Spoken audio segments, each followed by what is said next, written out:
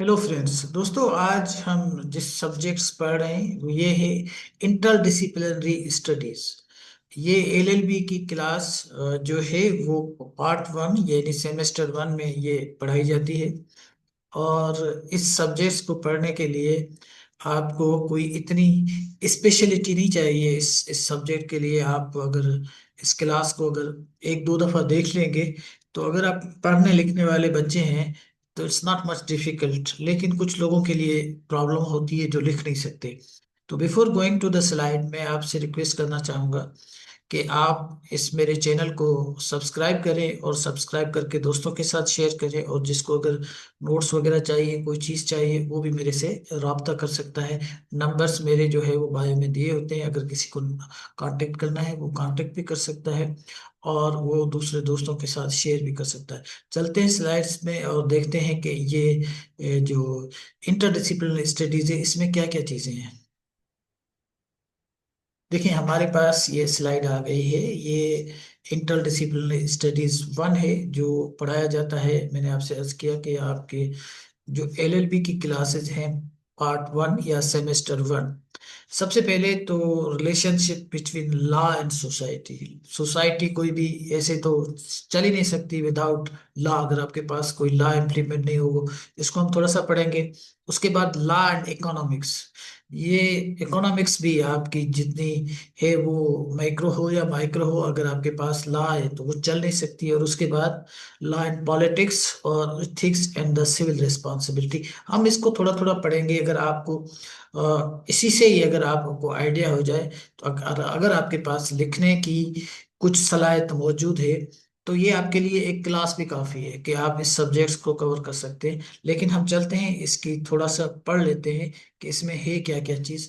लेकिन सबसे पहले तो हमारे पास रिलेशनशिप बिटवीन सोसाइटी। देखें, लॉ का सोसाइटी के साथ तो बहुत गहरा ताल्लुक है। इस ताल्लुक को आप किसी तरह भी अंडरमाइन नहीं कर सकते। देखें, law and society are interconnected. अगर किसी सोसाइटी में आपके पास लॉ मौजूद नहीं है तो आप समझें आपके पास कोई चीज नहीं है। क्योंकि वो सोसाइटी तो फिर एक ऐसी सोसाइटी बन जाएगी जहाँ पे ये ना कोई इंसानियत की कदर होगी, ना किसी ये सोसाइटी में कोई ऐसी चीज होगी जिसको बाय एंड लार्ज लोग एक्सेप्ट करें। तो ये एक जंगल का कानून बन जाता है। तो सोसाइटी लॉ जो है वो सोसाइटी को मेंटेन रखता है, उसके बिहेवियर को रेगुलेट करता है। अगर आपके पास लॉ नहीं है तो आपकी कोई भी सोसाइटी, किसी भी तरह की कोई अगर सोसाइटी हो छोटी मोटी, उसमें भी आप बायलॉज बनाते हैं कि इस सोसाइटी को इस तरह चलना है, तो ये तो आपकी एक लाइव सोसाइटी है जहाँ पे आपको लोगों के साथ चलना फिरना, घूमना फिरना, उनके साथ जितने आपके ताल्लुकात हैं उसमें भी अगर लॉ नहीं है तो लोग मर्डर करेंगे, कत्ल करेंगे और उसका कुछ नहीं होगा। तो जंगल का कानून कहीं भी नहीं होता। तो एक बहुत ही क्लोज रिलेशनशिप है लॉ का इस सोसाइटी को रेगुलेट करने के लिए, उसके बिहेवियर को रेगुलेट करने के लिए और चलाने के लिए। This is very easy. अगर आप इसको किसी भी तरह एक दफे इसको देख लेंगे, समझ लेंगे, तो मेरे ख्याल है इतनी कोई मुश्किल चीज नहीं है। Relationship between law and economy. अब इकोनॉमिक्स देखें, चाहे मैक्रो हो चाहे माइक्रो हो, कोई भी इकोनॉमी हो, उसमें अगर आपके पास कुछ रूल्स नहीं हो, कुछ आपके पास लॉ नहीं हो तो वो इकोनॉमी नहीं चलती। आपके पास अगर रूल्स और रेगुलेशन नहीं होंगे, को दुनिया का कोई मुल्क आपके पास आके इन्वेस्टमेंट नहीं करेगा, क्योंकि वो तो आपसे प्रोटेक्शन मांगेगा। जब प्रोटेक्शन नहीं होगी तो कोई नहीं आएगा। तो ये इनका एक बहुत ही क्लोज रिलेशनशिप है। अदरवाइज अगर आपके पास लॉ अगर नहीं हो तो यहाँ पर ब्लैक मार्केट हो, सारी चीजें ब्लैक पे बिकती हो, कोई किसी को पूछने वाला नहीं। वो अलग चीज है कि हमारे पास उसकी इम्प्लीमेंटेशंस कितनी होती है, ये एक अलग कहानी है। लेकिन लॉ का पिवटल रोल है, it has a pivotal role in economics activities. अगर वो नहीं होती तो शायद ये मुल्क में, किसी भी मुल्क में इकोनॉमिकल एक्टिविटीज नहीं चल सकती। ये पॉसिबल नहीं है, क्योंकि फिर तो एक बनाना स्टेट हो जाती है, इस तरह हो जाएगी। क्योंकि आपके पास कोई भी चीज, किसी का प्रिंसिपल नहीं होगा तो हर किसी के जो पैसे हैं, प्रिंसिपल अमाउंट है, वो आगे पीछे हो सकता है, इन्वेस्टमेंट आगे पीछे हो सकती है, कोई पूछने वाला नहीं होगा। It plays a great role in every society. If you have a law, you can do the your business और जितने भी ट्रेड है वो लॉ से एम्बेडेड है। अगर लॉ से बियॉन्ड आप कुछ करेंगे तो वो उस उसी किसी भी मुल्क में उसकी कोई अच्छी रेपुटेशन नहीं बन सकती। तो you have to follow the rules and do the business. Without law you can not do anything. चलते हैं आगे। आगे लॉ एंड पॉलिटिक्स। देखिए लॉ एंड पॉलिटिक्स ये they are deeply linked. Law को बनाता कौन है, रेगुलेट कौन करता है, अमेंड कौन करता है, ये पॉलिटिशियन ही तो करते हैं। तो इनका एक बहुत ही क्लोज रिलेशनशिप है। और इसके अलावा अगर आप इसको देखें तो ये बहुत ज्यादा पॉलिटिशियंस पे इन्फ्लुएंस भी करता है। और इसके अलावा पॉलिटिशियंस को इनका जो कॉन्स्टिट्यूशन है वो लिमिट भी करता है। ऐसा नहीं है कि पॉलिटिशियंस को जो चाहे वो कर दे, ऐसा भी नहीं कर सकता। जो आपकी कॉन्स्टिट्यूशन है वो उनको बाउंड करता है, उनको लिमिट करता है कि आप क्या क्या कर सकते हैं, ठीक है ना। तो इस तरह जो लॉ एंड पॉलिटिक्स है वो बिल्कुल मिली हुई है। आपके पास जितनी भी, आपको पता है ना, पॉलिटिकल पार्टीज है, वो एक हमारे पास लीगल इंस्टीट्यूशन है, वहां पे आप रजिस्टर करते हैं।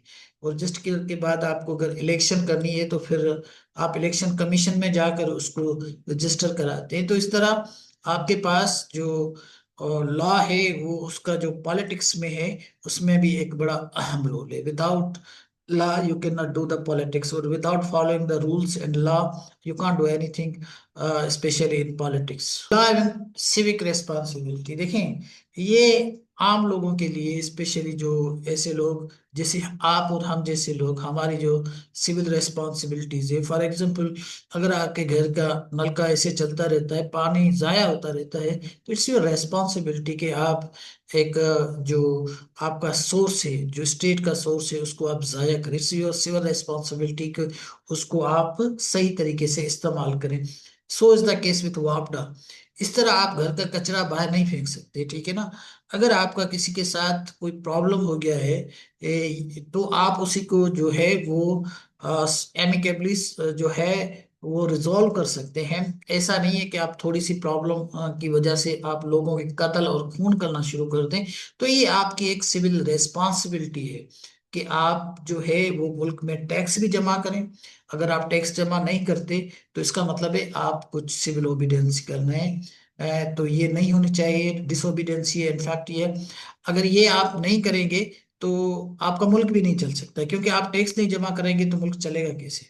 तो टैक्स जमा कराना आपकी रेस्पॉन्सिबिलिटी है। इसके अलावा as a citizen you have a great responsibility to do the things, otherwise कोई भी मुल्क नहीं चल सकता। तो हर मुल्क में अगर आप थोड़ा सा कंपेयर करें बाहर के मुल्क में सफाई की, अगर छोटी सी बात है बताता चलूं आपको, तो बाहर के लोग घर के बाहर कचरा नहीं करते। हमारे लोग, आप कराची से लेकर जहां भी देखे थे, कराची में अगर फ्लैट्स में और हैदराबाद में लोग रहते हैं तो फ्लैट से जो आंटियां होती हैं या घर में काम करने वाली होती है, ऊपर से कचरा नीचे फेंकती है, ठीक है ना। वो उनके पास कोई ऐसी कोई बंदा नहीं होता या कोई काम करने वाला नहीं होता, या नीचे आकर किसी कूड़ेदान में अपना कचरा फेंक दें, ऐसा नहीं करते। ऊपर से फेंकते हैं कचरा, जो है वो किसी और के जो है चीजें गंदी करता है, इंसान को बीमार करता है, लोगों को। लेकिन ये एक सिविल रिस्पॉन्सिबिलिटी हमारे लोग नहीं करते। इसी तरह उनके यहाँ तो आप देखें, कराची में मैंने देखा है कि बहुत सारे फ्लैट्स, कहीं तो पानी आता नहीं है, और जहाँ पानी आता है तो सारा दिन चलता रहता है। तो ये भी एक सिविल रिस्पॉन्सिबिलिटी, आप क्या कर रहे हैं। तो इसी तरह बहुत सारी चीजें हैं जो आपकी सिविल रिस्पॉन्सिबिलिटीज में आती हैं, जो इंसान को करनी चाहिए, जो हमारे मुल्क में नहीं करते। कचरा हम घर के बाहर भी फेंकते हैं, और ऐसा नहीं है कि उसको किसी कचरेदान में, कचरे कुंडी में जाकर फेंक के आ जाएं। घर साफ होना चाहिए, कचरा भले दरवाजे पे जो है वो पड़ा रहे। तो ये सारी रिस्पॉन्सिबिलिटीज है जो हम कितनी उसको फॉलो करते हैं और कितनी अपनी रिस्पॉन्सिबिलिटीज को पूरा करते हैं, ये आप खुद देख सकते हैं। तो it's not much difficult if you have some ability to write something. तो इतनी कोई मुश्किल चीज नहीं है। मैं लास्ट में भी ये कहूंगा कि वो बच्चे जिनके पास राइटिंग की एक थोड़ी बहुत भी कैपेसिटी है, तो ये सब्जेक्ट कोई मुश्किल नहीं है। राइटिंग कैपेसिटी नहीं है, उसकी रीडिंग कुछ भी नहीं है, ही और she can't read anything in a day, तो फिर प्रॉब्लम है, फिर वो कुछ भी नहीं कर सकता। तो सबसे पहले कोई भी सब्जेक्ट अगर आपको उसको ग्रास्प करना है एंड यू थिंक कि यू हैव टू अटेम्प्ट जो पेपर है, तो उसके लिए तो आपको सबसे पहले you need to have a practice, you need to do at least, आपको 2 से 3 पेजेस जो है वो दिन में पढ़ने चाहिए और 1 से 1.5 पेज लिखना चाहिए। जब आप लिखेंगे, प्रैक्टिस होगी, then things will come in your mind to write. अगर आप समझते हैं कि जिस दिन इम्तिहान होगा उसी दिन ही मैं लिखूंगी या लिखूंगा, तो फिर ये पेपर बहुत मुश्किल है। हो सकता है कहीं आपके पास कोई चीटिंग की फैसिलिटीज हो, तो आप इस पेपर को कर सकते हैं, अदरवाइज नहीं कर सकते। मेरा ख्याल है अगर ये पेपर विदाउट चीटिंग बहुत आसानी से हो सकता है, अगर आपके पास राइटिंग कैपेसिटी है और आपके पास अल्फाज है। तो अगर वकील बनना है तो जाहिर सी बात है आपके पास अल्फाज भी होने चाहिए, आपके पास राइटिंग कैपेसिटी भी होनी चाहिए, केस भी आपको बनाने हैं, बात भी आपको करनी है, अगर वकील बनना है। हाँ, जिसको मुंशी बनना है वो तो जाहिर सी बात है मोबाइल देखेगा, चीटिंग करेगा। चीटिंग वालों के लिए मेरे पास कोई फार्मूला नहीं है पढ़ाने के लिए। पढ़ने वाले के लिए मेरे पास फार्मूला है कि अगर आप पढ़ना चाहते हैं, then this subject is not very difficult, it's very easy. आपको सिर्फ ये देखना होगा कि आपके पास जो सोसाइटी में लॉ की जो इम्प्लीमेंटेशन है, जो लॉ अप्लाई होता है वो कैसे होता है, उसको सिर्फ लिखना ही तो है। It's not big deal. 60 numbers होते हैं, 40 आपके सेंक्शनल नंबर होते हैं, आराम से मिल जाते हैं। Thank you.